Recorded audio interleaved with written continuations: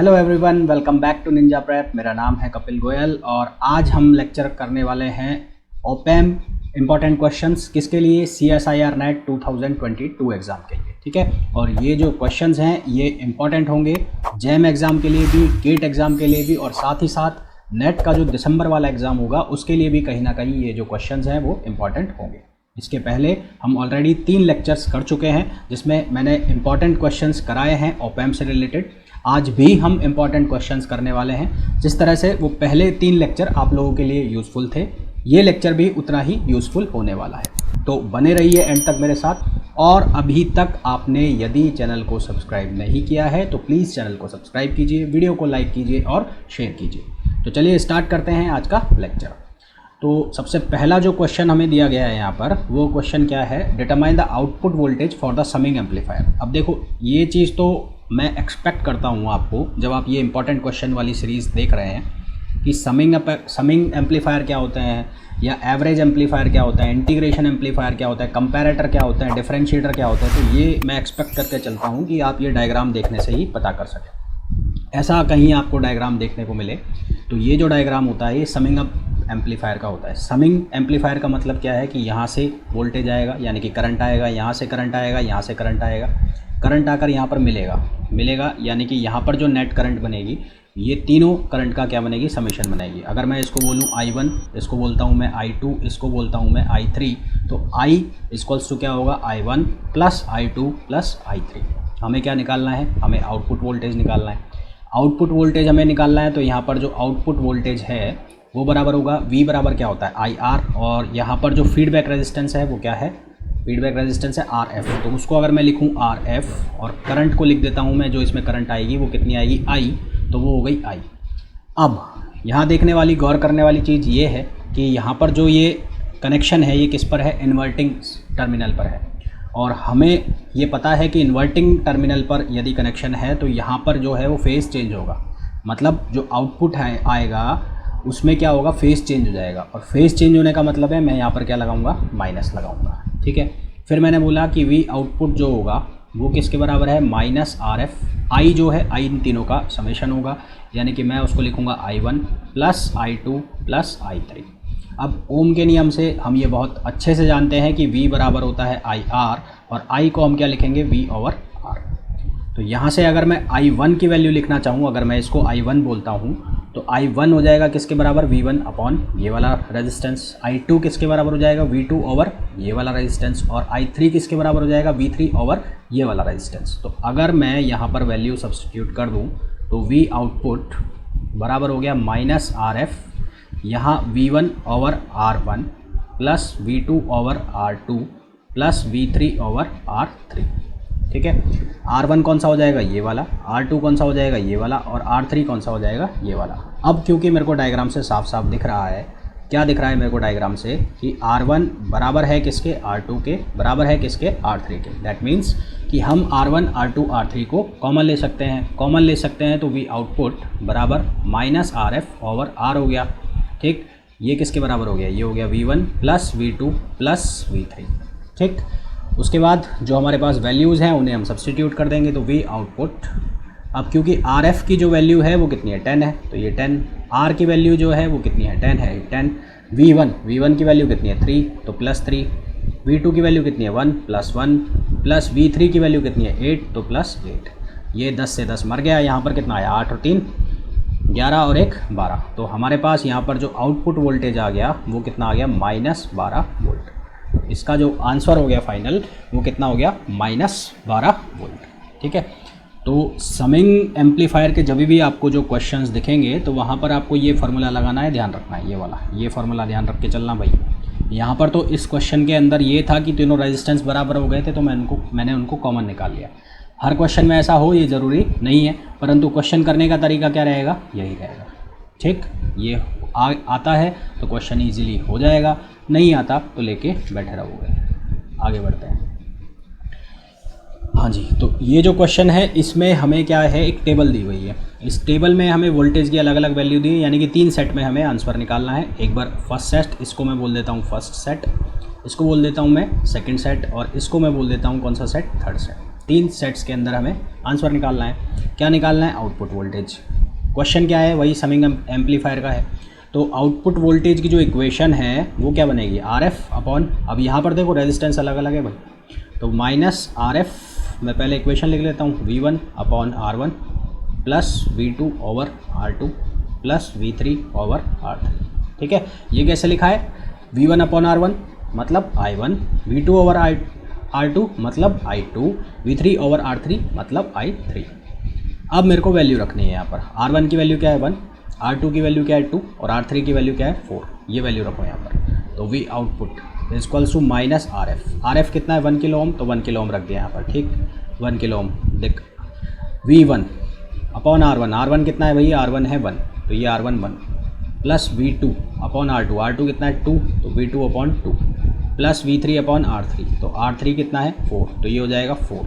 तो यहाँ से ही कितना बनेगा? Minus V1 plus 0.5 V2 plus 0.25 V3। अब हमारे पास ये एक तरह से इक्वेशन बन के आ गई और हमें इस इक्वेशन का यूज़ करते हुए अलग अलग सेट में आंसर निकालना है। मतलब कैसे करना है इसको, प्रोसीड कैसे करना है आगे। जैसे फर्स्ट सेट है, तो फर्स्ट सेट के अंदर V1 की वैल्यू 10, V2 की वैल्यू 0 और V3 की वैल्यू प्लस 10, तो ये वैल्यूज़ हमें यहाँ पर सब्स्टिट्यूट करनी है। तो हमारे पास फर्स्ट सेट की जो आउटपुट वोल्टेज है उसका आंसर आ जाएगा। सिमिलरली सेकंड का निकाल लेंगे, सिमिलरली किसका निकाल लेंगे? थर्ड का। तो अगर फर्स्ट सेट के लिए अगर हम बात करें, तो फर्स्ट सेट के लिए अगर हम बात करते हैं तो V आउटपुट फर्स्ट सेट की मैं बात कर रहा हूँ ना, तो यहाँ फर्स्ट लिख दिया माइनस V1। V1 की वैल्यू कितनी है? 10 प्लस 10 और उसके साथ मल्टीप्लिकेशन में कुछ नहीं है तो यहाँ प्लस 10। फिर 0.5, V2 की वैल्यू कितनी है? 0। फिर 0.25 और V3 की जो वैल्यू है वो कितनी है? फिर से 10 है। तो जब इसको जब हम सिंप्लीफाई करेंगे तो ये कितना हो जाएगा? 2.5 और ये 10, तो ये हो जाएगा माइनस 12.5 वोल्ट। तो ये किसका आंसर आ गया? ये फर्स्ट सेट का आंसर आ गया। ठीक है, अब आपको क्या करना है, आपके लिए छोटा सा होमवर्क है कि आपको सेकंड सेट और थर्ड सेट के लिए मेरे को आंसर लिख के बताना है कि क्या आंसर आएगा। जब भी आप इस वीडियो को देखें, कल देखो, परसों देखो, 1 महीने बाद देखो, 2 महीने बाद देखो, जब भी देख रहे हो और आपको अगर चीज़ें समझ में आ रही हो, तो ये दोनों आउटपुट जो है सेकंड सेट का और थर्ड सेट का, इसके जो आंसर है वो मेरे को आपको लिख के कमेंट में भेजने हैं। ठीक, नेक्स्ट क्वेश्चन पर चलते हैं। नेक्स्ट क्वेश्चन जो है वो है हमारा इंटीग्रेटर का। तो इंटीग्रेटर का जब आपको डायग्राम मिलेगा तो वो इस तरह से मिलेगा कि यहाँ पर एक कैपेसिटर लगा हुआ है ना, और यहाँ पर कैपेसिटर लगा हुआ है, यहाँ पर ध्यान रखना है, यहाँ पर इस तरह से यहाँ पर कैपेसिटर लगा होगा जब भी इंटीग्रेटर की बात होगी। तो इंटीग्रेटर के केस में जो आउटपुट वोल्टेज निकालना हो, तो आउटपुट वोल्टेज का हमारे पास फॉर्मूला होता है -1/RC और 0 से T और VT dt। ठीक है, ये फार्मूला ध्यान रखना पड़ेगा। अब हमारे पास इतना टाइम नहीं होता कि एग्ज़ाम के अंदर हम इनको डराइव करने बैठे, तो आपको ये फार्मूला ही याद करके चलने पड़ेंगे। अब R का मतलब है रेजिस्टेंस और C का मतलब क्या है? कैपेसिटेंस। तो RC की अगर वैल्यू हम निकालें तो R कितना है? 100 किलो ओम, तो 100 × 10⁻³ और ये कितना है? 10 μF, यानी कि 10 × 10⁻⁻6। तो ये कितना हो गया? कट गया, तो ये कितना आ गया? इसकी वैल्यू कितनी आ गई? 1 आ गई। तो V आउटपुट के अंदर अगर हम इसकी वैल्यू लिखते हैं तो -1/1 और ये कितना हो गया? 0 से T और ये कितना हो जाएगा? VT dt।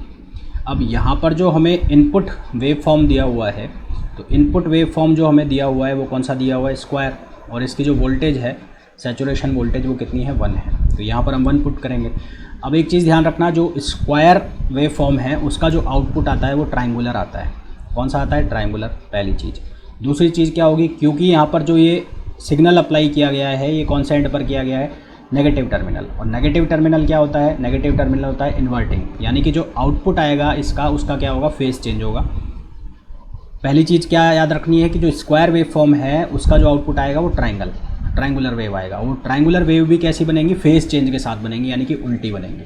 तो अगर मैं इसका आउटपुट बनाने की कोशिश करूँ तो आउटपुट बनेगा इसका ऐसा इसका आउटपुट बन जाएगा। ठीक है, और सैचुरेशन वोल्टेज यहाँ पर 1 है, तो यहाँ पर 1 रख के वैल्यू निकाल लोगे अलग अलग सेकंड में, तो यहाँ पर जो ये है इसका ये क्या आ जाएगा? आंसर आ जाएगा। तो स्क्वायर वेव फॉर्म का जो आउटपुट है वो ट्रायंगुलर आएगा। नेगेटिव साइड में मैंने इसको क्यों बनाया है? क्योंकि यहाँ पर ये कौन से टर्मिनल पर कनेक्टेड है? इन्वर्टिंग पर कनेक्टेड है, इसलिए इसका क्या हो जाएगा? फेस चेंज हो जाएगा। ठीक, नेक्स्ट क्वेश्चन देखते हैं। एक और ऐसा ही, ये भी क्या है? इंटीग्रेटर है। इंटीग्रेटर है मैंने कहा, यहाँ पर क्या लगा होगा, कैपेसिटर लगा होगा। फॉर्मूला क्या यूज़ करोगे, फॉर्मूला यूज़ करोगे V output equals to -1/RC 0 से t और VT और DT। ठीक है, अब यहाँ पर हमारे पास सबसे पहले RC की वैल्यू निकालें। तो RC की वैल्यू अगर निकालने जाते हो तो R की जो वैल्यू है वो कितनी है, 10, तो ये 10 हो गया, 10 किलो ओम, 10 × 10⁻3। और C की जो वैल्यू है वो कितनी है, 0.2, तो ये 0.2 म्यू एफ है, यानी कि 10⁻⁻6। इसको हम सॉल्व करेंगे तो हमारे पास क्या आंसर आएगा, यहाँ सॉल्व करेंगे तो ये आएगा 2 × 10⁻3। ठीक है, ये RC की वैल्यू आ गई। अब हमें निकालना है आउटपुट वोल्टेज। तो आउटपुट वोल्टेज का हमारे पास फॉर्मूला ये वाला -1/RC VT DT। अब VT क्योंकि यहाँ पर कांस्टेंट है, कितना है, 10 मिली वोल्ट है, तो ये इंटीग्रेशन के कहाँ आएगा, बाहर आ जाएगा। तो यहाँ पर क्या वैल्यू रखेंगे, -1/2 × 10⁻3। वोल्टेज कांस्टेंट है, कितना है, 10 मिली वोल्ट है, तो 10 मिली वोल्ट का मतलब 10 × 10⁻3। और टाइम कांस्टेंट है, तो यहाँ पर टाइम t हो गया। तो अब यहाँ पर 0 से t इंटीग्रेशन लिमिट ले रखी है, तो टाइम का इंटीग्रेशन करेंगे तो कितना आ जाएगा, t आ जाएगा यहाँ पर। तो यहाँ पर बचेगा कितना, यहाँ पर बचेगा -5t। ये कितना आ गया, -5t। अब हमें क्या निकालना है, सैचुरेशन वोल्टेज निकालना है। तो सैचुरेशन वोल्टेज V सैचुरेशन वो किसके बराबर होगा, -V सप्लाई +2। ये हम फार्मूला जानते हैं, या फिर इसको कैसे लिख सकते हैं, V सप्लाई -2।